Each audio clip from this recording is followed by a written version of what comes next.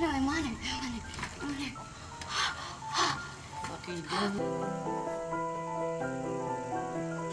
Again, ever again, I will never let you fall. You're mother and I'm not a fucking dog. प्यार एक ऐसी चीज़ होती है जो कभी भी सोच समझ कर नहीं किया जाता है और ये बिना कुछ सोचे ही किसी के साथ में हो जाता है। लेकिन कभी कभी वही प्यार हमें छोड़कर जाना चाहे। लेकिन क्या प्यार को फोर्सफुली रोकना सही होगा? कोई अपने प्यार को हमेशा अपने पास में जबरदस्ती रखने के लिए किस हद तक जा सकता है, ये हम आज की इस कहानी में देखने वाले हैं। इस मूवी की कहानी शुरू होती है एक रेस्टोरेंट से, जहाँ पर राइली नाम का एक आदमी एक लड़की के साथ में डिनर कर रहा था। लेकिन वो लड़की ना तो अपनी जगह से हिल रही थी और ना ही कुछ खा रही थी। डिनर के बाद में राइली उस लड़की को अपनी गोद में उठाकर एक टैक्सी में बिठाता है और अपने घर की तरफ जाता है। फिर अगले दिन हम दो वर्कर हैंक और टॉम को देखते हैं, जो कि राइली के घर पर काम करने आए हुए थे। यहाँ पर हम देख पाते हैं कि राइली कल रात वाली लड़की के साथ में सो रहा था और ये कोई रियल लड़की नहीं बल्कि एक सेक्स डॉल थी। लेकिन राइली ऐसा हेलुसिनेट करता है कि वो डॉल उससे बातें कर रही है और वो उस डॉल को आवाज़ करने को बहुत मना करता है। राइली उस डॉल को बाथरूम में रख देता है और हम ये भी देखते हैं कि उसके घर में और भी कई सारी डॉल्स रखी हुई थी जो किसी असली इंसान की तरह दिखाई देती थी। यहाँ पर राइली का मकान मालिक सॉल, हैंक और टॉम के लिए दरवाज़ा खुलता है और हैंक की एक वाइफ भी थी जिसका नाम मारिया था। मारिया राइली को बिल्कुल भी पसंद नहीं करती थी क्योंकि वो सेक्स डॉल बनाने का काम किया करता था। और उसके बाद राइली, हैंक और टॉम के लिए दरवाज़ा खुलता है और उनको एक बॉक्स उसके बेसमेंट तक लाने को कहता है। और हम देखते हैं कि राइली उसके घर की किसी भी चीज़ को छूने के लिए उनको मना करता है। बॉक्स को ले जाते टाइम टॉम देखता है कि बॉक्स के अंदर एक डॉल है।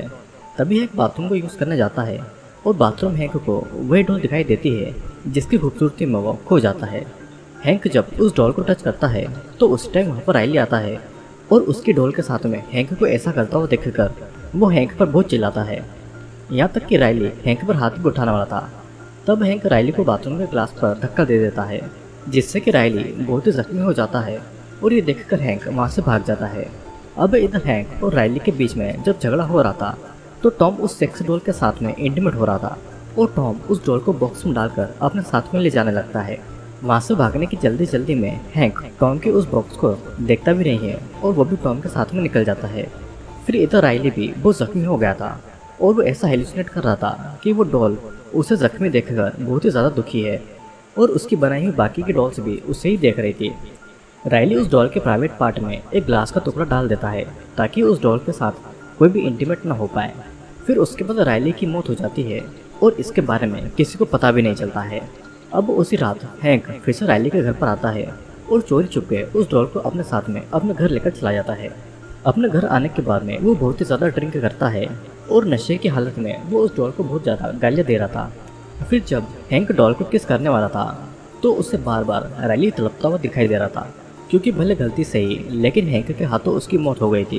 फिर गुस्से में हैंक जब डॉल के साथ में इंटीमेट होने लगता है तब वो डॉल के प्राइवेट पार्ट के अंदर डाली हुई ग्लास से हैंक का प्राइवेट पार्ट कट जाता है और हैंक की भी वहीं पर मौत हो जाती है और उस डॉल के प्राइवेट पार्ट से ग्लास निकलकर हैंक के हाथ में आ जाता है।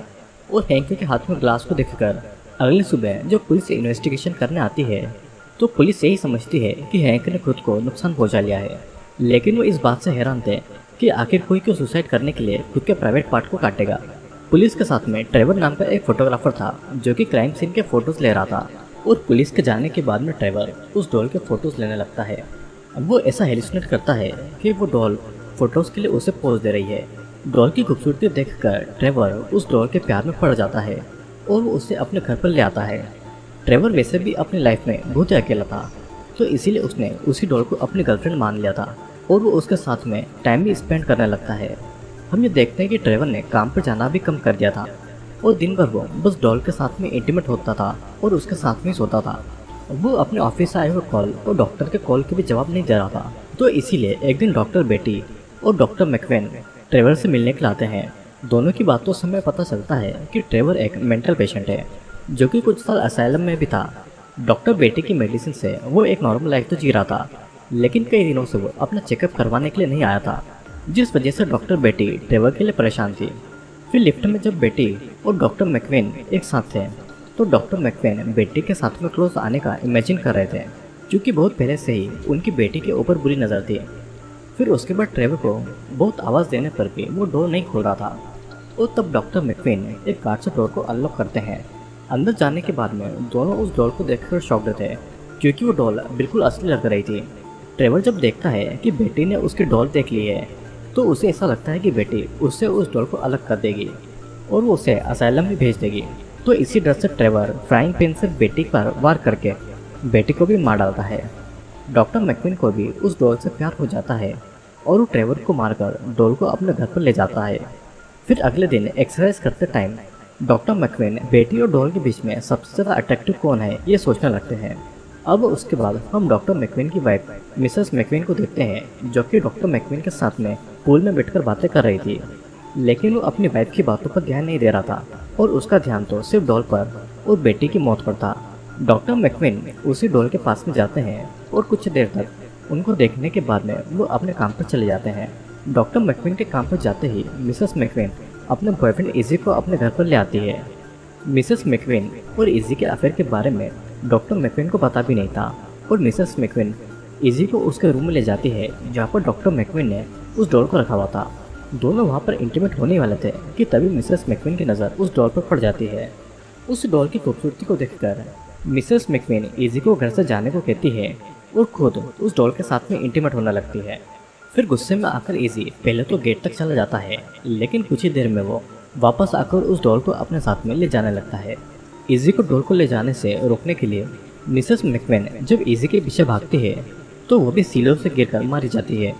अब यहाँ पर डॉक्टर मैकविन जब एक पेशेंट का ऑपरेशन कर रहे थे तो वो भी बहुत ज़्यादा टेंशन में थे और यहाँ पर हमें पता चलता है कि ट्रेवर ने बेटी को नहीं मारा, बल्कि उस डॉल को देखते ही डॉक्टर मैकविन को उससे प्यार हो गया था और डॉल को पाने के लिए डॉक्टर मैकविन ने बेटी और ट्रेवर को मार डाला।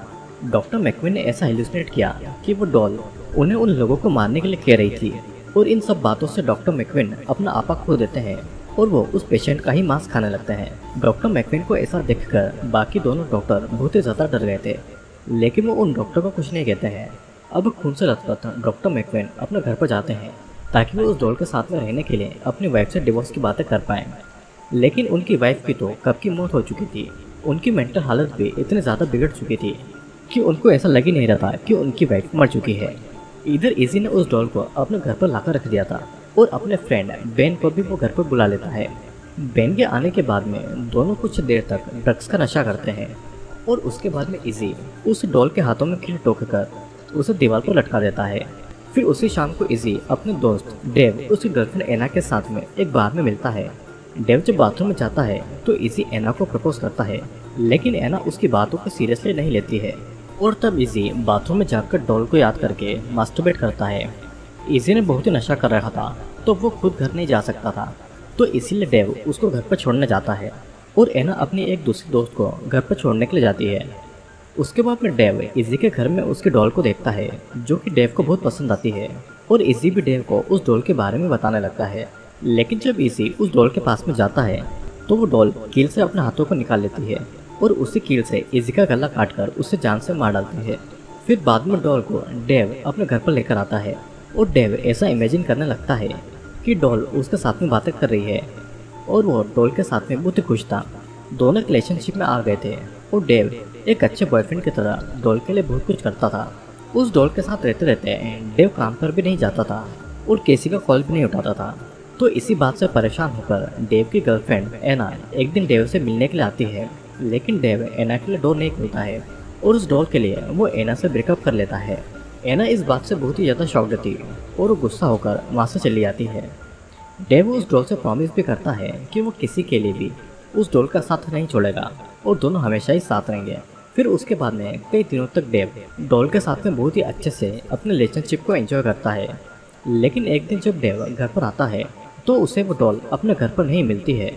जब वो डॉल घर पर आती है तो डेव उसे बहुत ही ज़्यादा गुस्सा होता है, क्योंकि वो बिना उसकी परमिशन के घर से बाहर गई थी और इस बात को लेकर दोनों के बीच में झगड़ा भी होता है। डेव उस डॉल से बहुत ही ज़्यादा प्यार करता था, तो इसीलिए वो उस डॉल को सॉरी कहता है और डेव को ऐसा लगा था कि उनका झगड़ा सही हो गया होगा। लेकिन अगले दिन ही वो डॉल डेव को छोड़कर अपनी लाइफ एंजॉय करने के लिए जाने वाली थी, क्योंकि डेव उससे फ्रेंड अप नहीं देता था और उसको घर में कैद करके रखता था। डेव के बहुत रिक्वेस्ट करने के बाद भी डॉल उसे छोड़कर चली जाती है, जिसके बाद में डेव बहुत ही ज़्यादा दुखी था। फिर कुछ समय के बाद में डॉल डेव के पास में वापस आ जाती है, लेकिन दोनों के बीच में बहुत ही झगड़ा होता है। और यहाँ पर हमें पता चलता है कि उस डॉल को पाने के लिए डेव ने इजी का मर्डर किया था। डेव नहीं चाहता था कि उसके अलावा वो डॉल किसी और की हो, तो इसलिए वो डॉल के साथ में बिल्डिंग से कूदकर सुसाइड कर लेता है और इस वजह से डॉल कुछ दूर जाकर डस्टबिन के पास में गिर जाती है। फिर अगले दिन रायली के मकान मालिक सोल को वो डॉल मिलती है और कई सालों से सोल अपनी वाइफ के साथ में इंटीमेट नहीं हुआ था, तो इसीलिए वो अपनी हवस मिटाने के लिए उस डॉल को अपने घर पर लेकर जाता है और वहाँ पर उसके साथ में इंटीमेट होता है। उसी टाइम सोल की वाइफ मारिया शॉपिंग से घर आती है और सोल की आवाज़ से मारिया को पता चलता है कि रायली की उस सेक्स डॉल के साथ में सोल इंटीमेट हो रहा है। गुस्से में मारिया एक बेलन और एक चाकू लेकर बेडरूम में जाती है और बेलन से सोल के सर पर वार करके उसको जान से मार डालती है। फिर वो चाकू से उस डॉल के फेस पर हमला करती है और यहीं से इस मूवी का असली राज खुलता है। हम देख पाते हैं कि उस डॉल के फेस के अंदर एक असली इंसान का मास्क सड़ रहा है, मतलब कि उस डॉल के अंदर असली इंसान की डेड बॉडी है। लेकिन मारिया इस पर ज़्यादा ध्यान नहीं देती है और वो रायली से बहुत ज़्यादा गुस्सा थी। उसे लगा था कि उसी ने उसके हस्बैंड को सेक्स डॉल दी है। फिर मारिया उस डॉल को रायली के रूफटॉप पर लेकर जाती है और वहाँ के ग्लास से डॉल को रायली के वर्कशॉप में फेंक देती है। लेकिन इसी दौरान मारिया भी वहाँ से गिरकर मारी जाती है। वो डॉल सीधा आकर रायली के पास में गिरती है और रायली डॉल को हक कर लेता है। लेकिन ये सब ऑडियंस को दिखाने के लिए रायली की डॉल घूम फिर कर उसी के पास में आ जाती है और यहाँ पर मूवी का सबसे बड़ा सच सबके सामने आता है कि वो डॉल असली में एक ह्यूमन है। वो डॉल पहले रोमी नाम की एक लड़की थी जो कि रायली की गर्लफ्रेंड थी। पहले तो दोनों का रिलेशनशिप बहुत ही अच्छा चल रहा था, लेकिन रोमी को रायली का सेक्स डॉल बनाने वाला काम अच्छा नहीं लगता था और ऊपर से रायली उसे फ्रीडम भी नहीं दिया करता था। कभी कभी रायली रोमी के साथ में फोर्सफुली इंटीमेट भी हुआ करता था और इस वजह से दोनों के बीच में एक दिन बहुत बड़ा झगड़ा होता है और रायली रोमी का गला दबाकर उसे जान से मार डालती है। लेकिन रोमी बहुत ही ज़्यादा खूबसूरत थी और रायली उसे खोना नहीं चाहता था, तो इसीलिए उसने रोमी के कपड़े उतार कर उसको पहले बैंडेज में लपेटा और उसे एक केमिकल में डाल दिया। फिर कुछ टाइम के बाद में रोमी की बॉडी जब केमिकल से बाहर निकाली गई तो वो एक सेक्स डॉल बन चुकी थी। रायली अब रोमी की डॉल के साथ ही पहले जैसे इंटीमेट होता है और उसने ये मानना छोड़ दिया था कि रोमी असली में मर चुकी है। वो ऐसा हेलुसिनेट करता है कि रोमी अभी भी जिंदा है और उसके साथ में बातें कर रही थी और यहीं पर ये मूवी एंड हो जाती है। दोस्तों, इस कहानी में हमने देखा कि रोमी रायली के बिहेवियर से तंग आकर उससे ब्रेकअप करना चाहती थी, लेकिन रोमी को अपने पास में हमेशा रखने के लिए रायली ने रोमी को उसके मरने के बाद में एक सेक्स डॉल बना दिया और इसीलिए वो डॉल इतनी ज़्यादा असली लगती थी।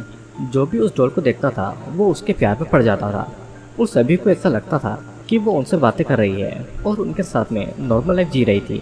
लेकिन असलियत तो ये थी कि वो सभी उस डॉल के नाम पर पागल होकर चीज़ों को हेलुसिनेट कर रहे थे। उस डॉल के ऊपर प्लास्टिक थी और अंदर तो रोमी की डेड बॉडी सड़ रही थी और मूवी के आखिर में सभी ने अपनी हवस में उस डॉल के साथ में जुड़कर अपनी जान को गंवा दी या फिर उनके साथ में कुछ ना कुछ बुरा हो गया। तो दोस्तों, ये थी डेथ डॉल मूवी की कहानी। मैं उम्मीद करता हूँ कि आपको वीडियो पसंद आया होगा। वीडियो पसंद आया हो तो वीडियो को लाइक करके कमेंट शुरू करना। मैं आपसे